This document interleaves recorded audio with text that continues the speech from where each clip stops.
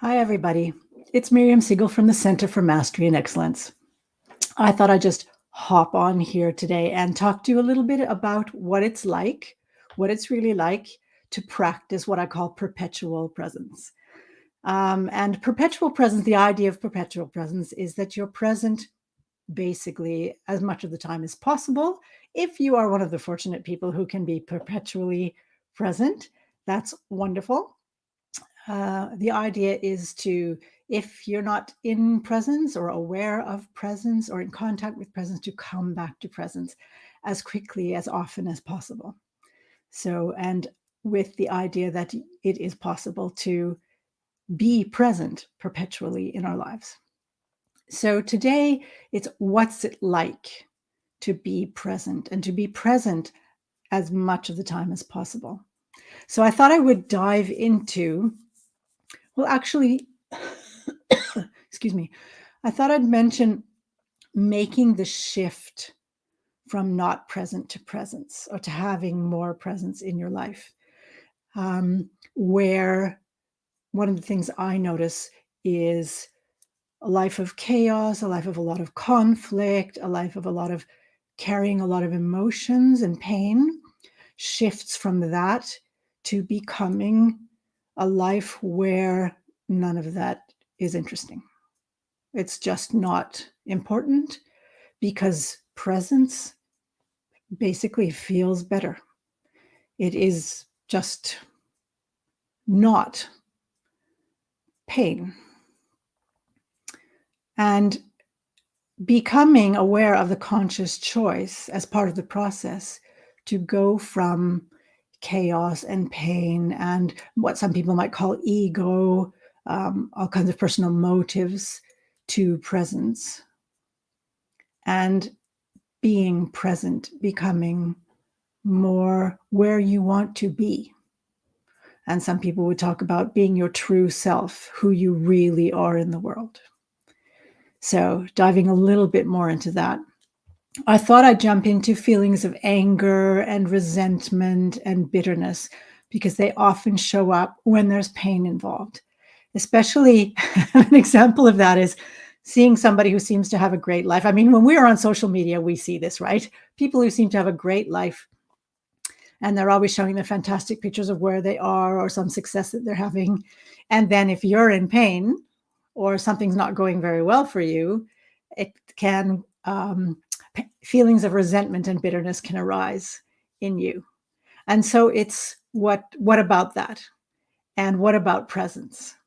So the idea is if you stay in the anger and resentment and bitterness, then what often happens is you start ruminating, right?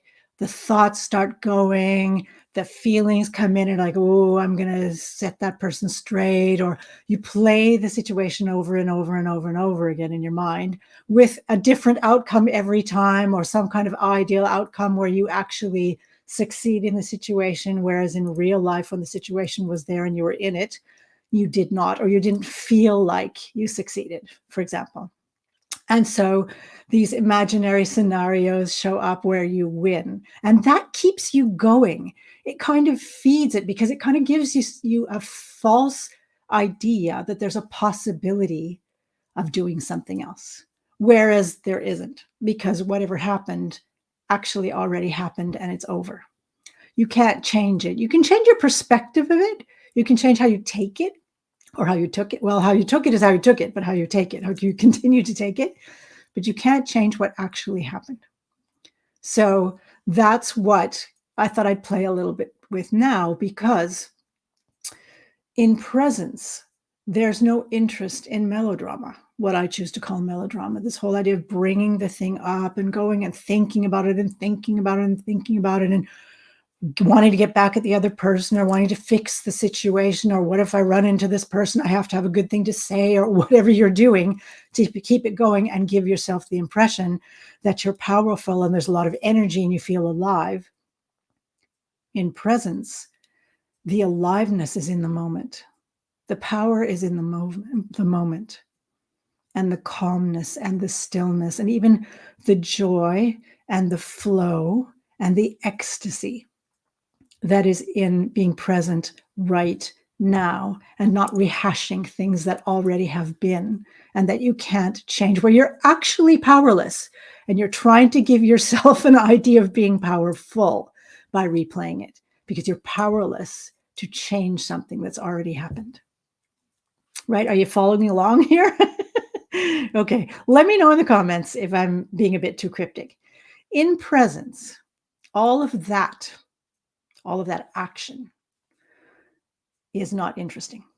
It's just not interesting because being here right now is not only who you are, but it is just so good. It's so good. So all of those feelings of, oh, I want to get back out or anything like that to make myself feel powerful and me, that can feel really good at some level, even though it's painful in some way, you feel really good. The actual moment of being present feels better. And the idea of practicing perpetual presence, so the idea of practicing means that we become more aware and more accustomed to that being in the moment and experiencing that inherent goodness and peace and calm and stillness and beauty in the moment.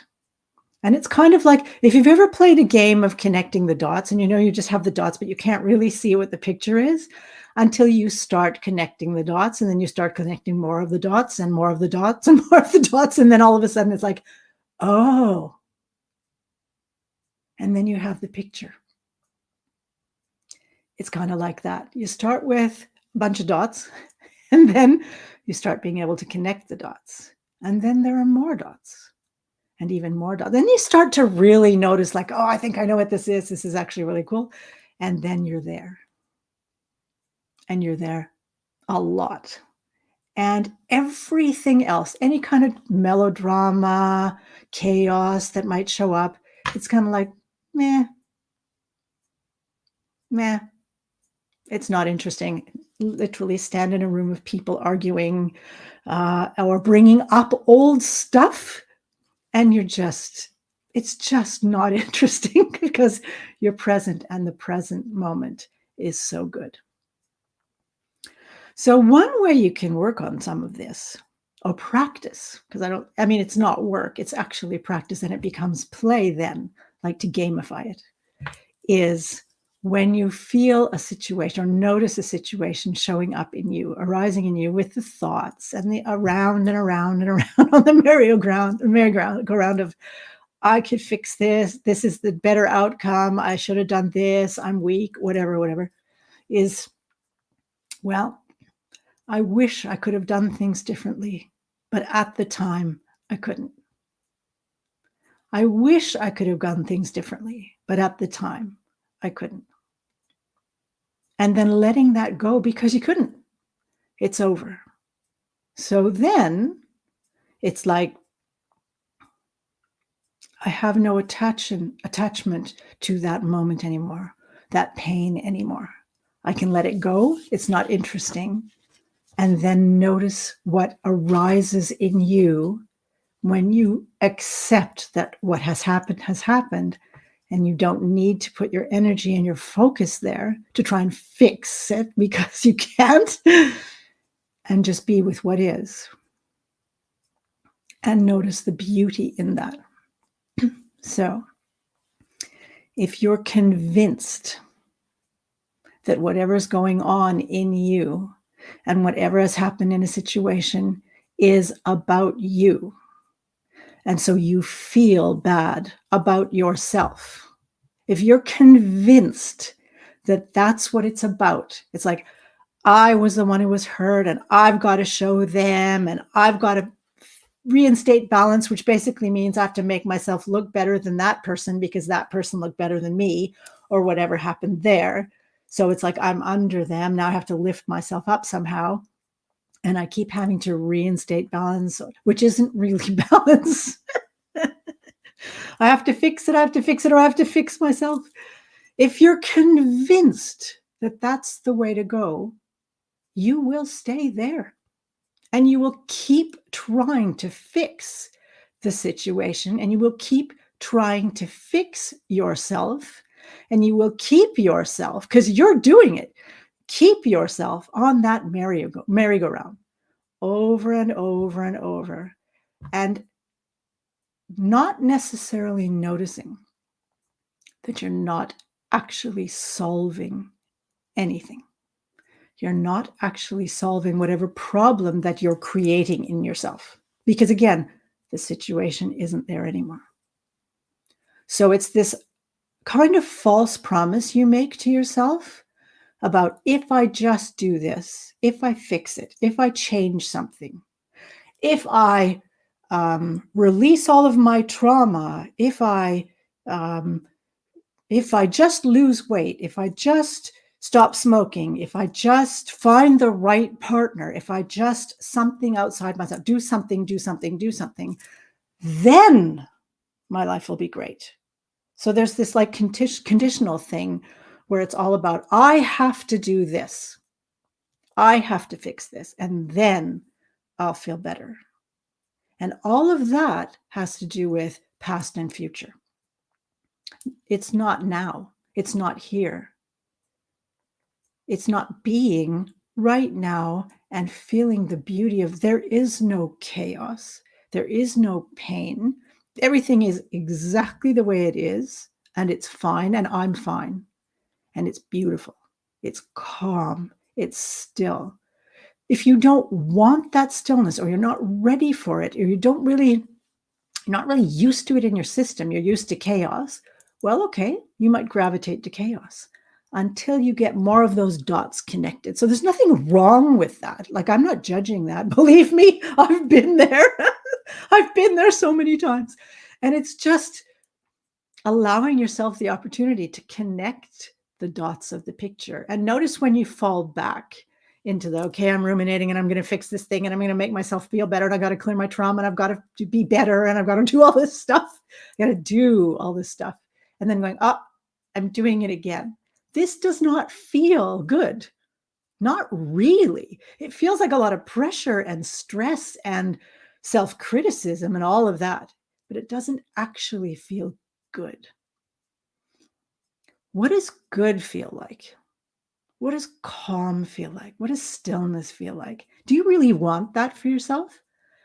What does beauty feel like? Joy, ecstasy in the moment. What does it feel like? And how do you know that you're actually feeling that? How do you know? Because running around trying to biting your teeth and grinding your teeth and trying to fix things can feel, as I say, really good and energetic and all of that, lively, but it's not life. So what does joy really feel like for you? What does freedom really feel like for you? And then the understanding that my life is bigger than whatever that moment, whatever that episode was, whatever that person did, whatever happened, however I felt, whatever I think I need to do to fix it. My life is bigger than that. I am bigger than that. So just to be clear, I'm not talking about avoiding whatever you feel. I'm not talking about avoiding dealing with situations that need to be dealt with. Because avoiding is actually keeping the wheel going. Something is there, it's in your system, it's in your consciousness, and then you're trying to push it away. You're trying to push it away. And that very resisting it, that very pushing it away, that very ignoring it, try to keep it down, try not to think about it, all of that, try not to, that's actually fighting, right? If you didn't have something that you feel like is pressure on you, you wouldn't need to push it away, would you? You wouldn't need to avoid it. You wouldn't need to try and forget about it. And all of those things, man up or woman up or whatever that you tell yourself you need to do. That's not what I'm talking about. It's giving space to what did happen, because it did. And allowing yourself to feel whatever it is about that, like, wow, that was a really big deal. And that hurt a lot. Maybe it still does. And it's not all of it. Like, imagine that. You're like ruminating on this thing and you're going round and round and round and round and round and round and round. And that's where you're going. It's like round and round and round and round and round.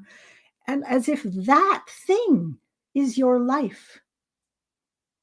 As if that thing and fixing that thing is going to make your life happen instead of all of this. All of this is here. It's here all the time. But you're not looking there. You're looking there. You're not being with all of it. You're being with that. Does that make sense? So instead of focusing on what was there and what you keep bringing up, because you're doing it, you're bringing it up. On some level, you're bringing it up. It's focusing on what's actually there right now.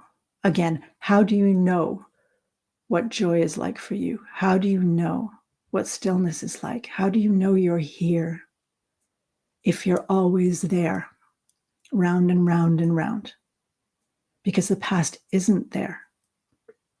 Or maybe it's even better to say the past is there, right? It's there. It's not here. Right now is here. So when you're more perpetually present, none of that chaos, none of that pain, none of that conflict is interesting. It's just not interesting. So I'm not pretending that feelings aren't there, that things don't happen. Of course they do. But they're just not interesting. I don't need to engage in them. I don't need to make them my focal point and my person, right? I'm somebody because I can fix you. I'm somebody because I can fix this situation. I know I'm alive because I'm reacting to what's going on around me. I know I'm important because I'm saying stuff that feels really powerful and it's a big deal. It's like, I don't care. I'm here and not there in that. I have the quiet. I am the quiet. I am the stillness. I am the calm. I am the joy. And I'm the ecstasy, or even love, which to me is like pure energy. It just flows. It's free. Love is freedom. It's not this thing about I have to make that person happy. I have to, right? It's going to be an IOU. I do something in order to get something. That's not love. That's not freedom. That's an IOU. And that's like some kind of contract, some sort of barter exchange, right? So the difference between I'm keeping this going because it feels like I'm doing something and I just don't care. It's not interesting because the present moment and my life and I, all of that is bigger than that. Bigger than that.